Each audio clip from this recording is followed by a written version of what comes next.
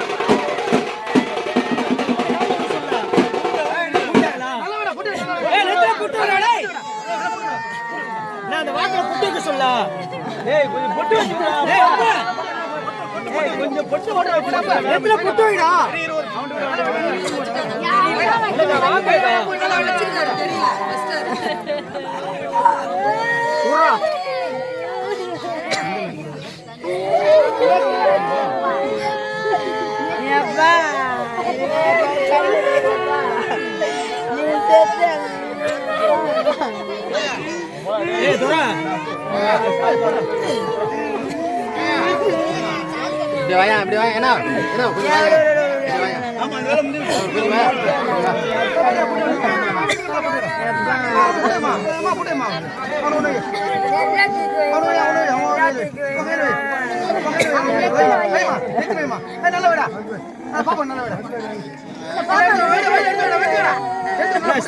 சவுப்புக்குண்ணா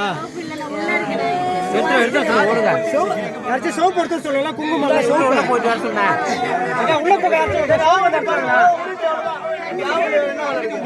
soap